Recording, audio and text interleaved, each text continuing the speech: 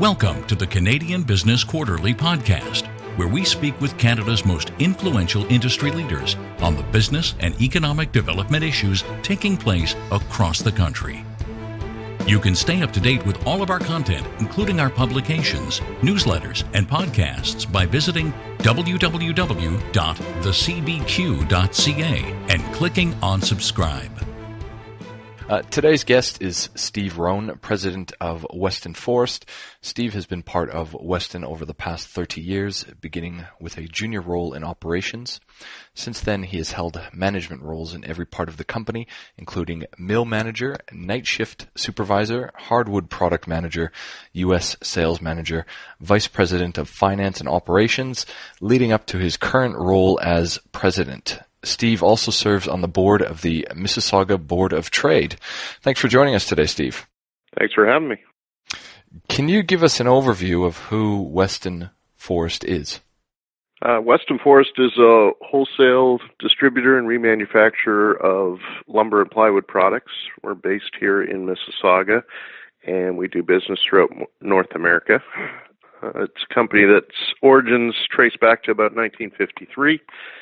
And we're a privately held family-style business. Although the original family is still involved, they're now a minority shareholder, and the current management team has taken over the majority ownership of the company. And what is the size of the business today? Our business today is about 200 employees, revenues in excess of $200 million a year. We've got 3 locations currently that we own and operate, 2 based here in Ontario, including our head office in Mississauga, and 1 in Michigan. As well, we use a number of third-party facilities throughout North America based on our customers' requirements. In addition to that, we've had the good fortune of being recognized with a number of awards over the years, and we've been recognized as one of Canada's best managed companies for 4 consecutive years. We've achieved gold standard in that program this year. We've also been recognized for the past 2 consecutive years as one of by Business Excellence for Canadian Business Excellence. We've been on the Growth 500 for the fastest growing companies in Canada for 4 consecutive years.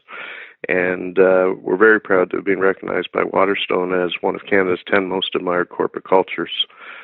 It's really a business all about our people, and we have a fantastic team serving probably something north of 1,500 customers throughout North America. Okay, so with with the multiple sites that you have and with over 1,500 active customers, can you give us a bit of an insight, generally into the lumber industry and its competitiveness? Absolutely. Lumber industry is, one of the core businesses that's been around for decades, centuries. Wood's an integral part of building and manufacturing throughout the world, and there's certainly all kinds of small companies to giant companies involved in our business. So in certain segments, it's very competitive. We do our best to work on the niche areas and try not to spend a lot of time focused on the big commodity areas of the business. But overall, in North America, we think that there's a market in the business-to-business section, which is where we focus, that's probably in excess of $100 billion of annual sales. So we're still just a very small part of a very large business. We have competition everywhere we turn, but there's always opportunity because the market is so large. And in your industry, when you say yourselves rather as a B2B supplier, who would those clients be? So our customers, we focus on about 9 different niche market segments at the moment, but our customer would be an industry or a manufacturer that uses wood as part of their manufacturing process. So there are some wood components that would go into their manufacturing, or they would use wood products to package or ship their finished goods to market. We also go to some of the traditional things that you would think of. The truss industry is one of the areas we focus on, which are the people making the roof systems, pre-engineered roof systems that go into new home construction. And we sell some of the infrastructure contractors, the forming industry for concrete, where they pour concrete against wood to create skyscrapers, as well as bridges and roads and things of that nature. Interesting. So, what would make you different from your competitors if it's a lumber-based product? I think our business really is about people. Everybody has access to more or less the same basket of wood. The large mills sell to large distributors like us, who sell to smaller distributors or directly to the users of the material.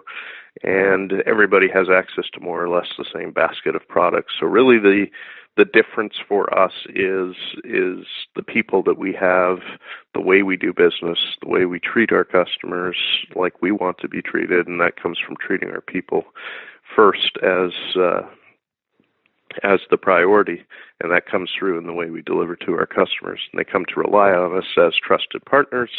It becomes more of a give and take partnership as opposed to a price thing, and that creates a very sustainable business model for us. As we rattled off your bio in the beginning, you've been with the organization for a very long time. How did you come into the organization? Well, most people that end up in the wood business end up there one of two ways. They either get into it by accident or they're born into it.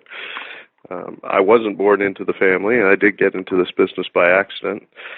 I had a good friend from high school who had gotten himself a job in the organization. We had decided to share an apartment and wanted to cut down on the commute costs, and so we both decided to try and work here together. He got me the job. They were just looking for warm, able bodies that were willing to show up every day and work hard. And I said I was willing to do that and came here and started piling lumber behind one of the production saws that we have here at this facility.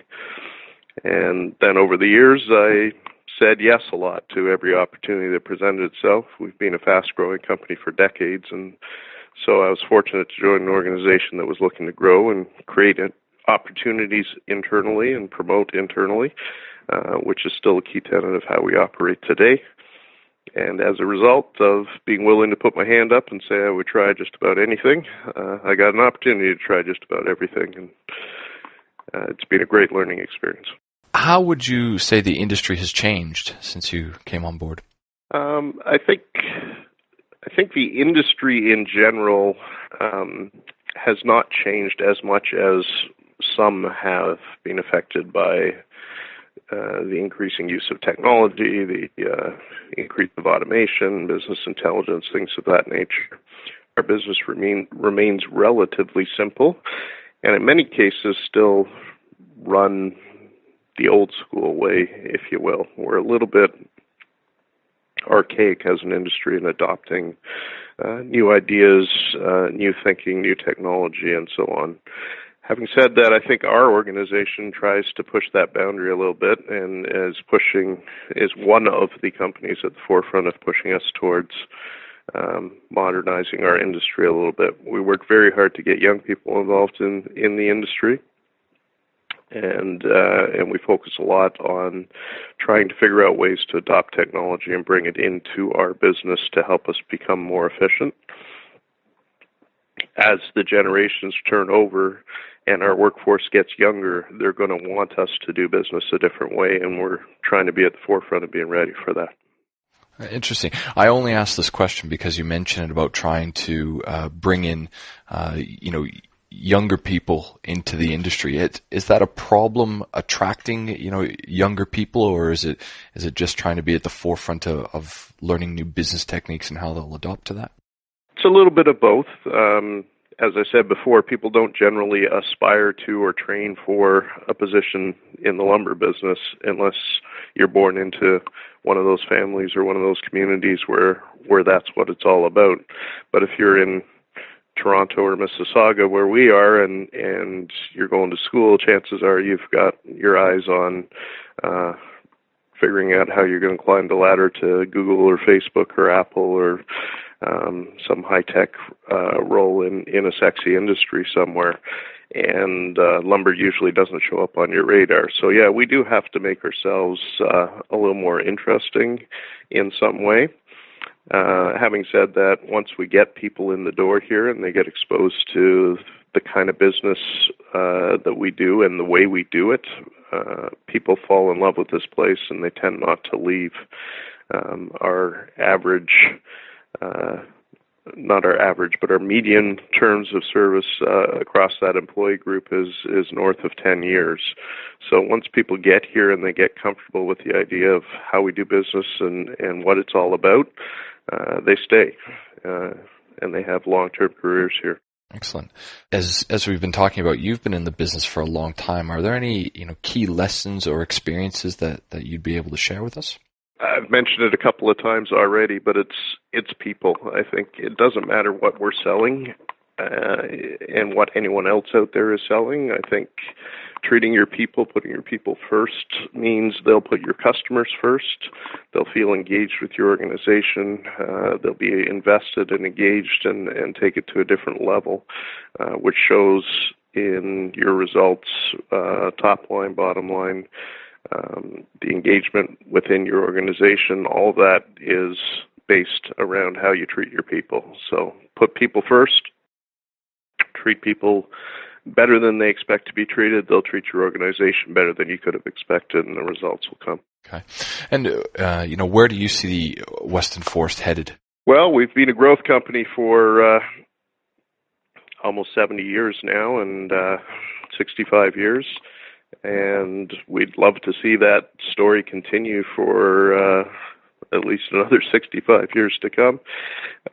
I've got a while left under my belt before I want to move on and do something else. So I plan on keep pushing this thing forward. We've been a double-digit growth company for over a decade straight, every single year, and there's no reason to see that slow down. Can you give us a few insights into how that is sustainable for you? Like that's a substantial amount of growth to be going through over a decade. So, how is that made up? It's about having clear stated goals and a strategy around how to execute them that permeates throughout the organization. So everybody in this organization, everybody on our team understands that we're about growing for everyone's benefit. We're here to create opportunities for our people, and in order to do that, we must grow. And if we make that very clear and bring that into our culture from the day you show up at the front door, you understand that part of your role is to help make sure that we're continuing to grow, and as a result, you'll benefit. And when that's part of the DNA of the organization, everything is measured against whether we're moving forward and meeting our ultimate goal. And the ultimate goal is just a moving top line number, bottom line number, where we're committed to creating double-digit growth on an annual basis. Everyone knows that's the story. It's already documented. Everyone understands where we're going and what the direction is.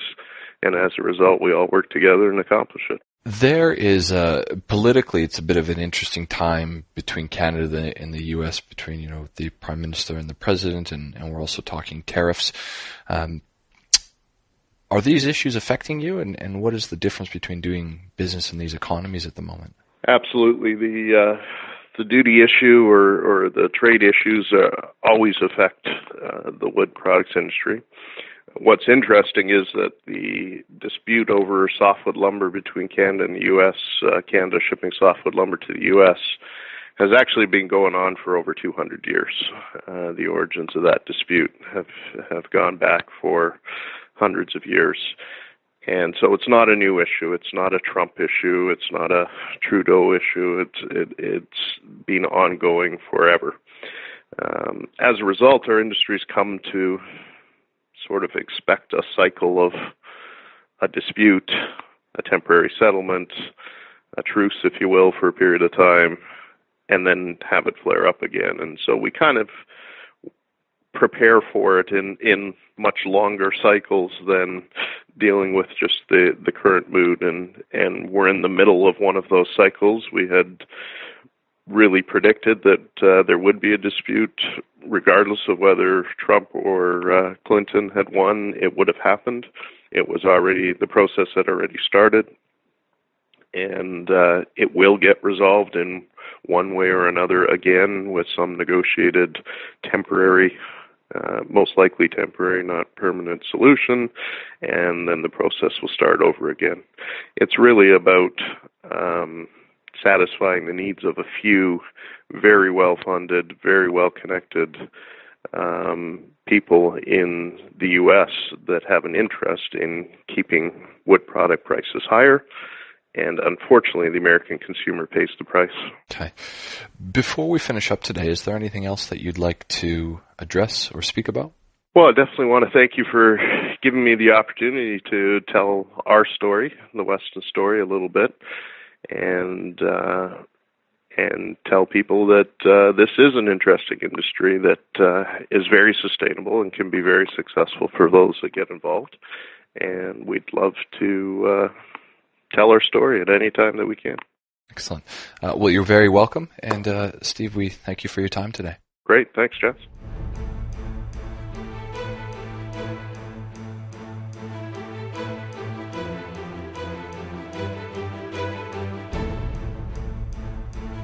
This has been a production of the Canadian Business Quarterly, a division of Romulus Rising Proprietary Limited. All rights reserved. You can stay up to date with the Canadian Business Quarterly, including our publications, newsletters, and podcasts by visiting www.TheCBQ.ca and clicking on subscribe.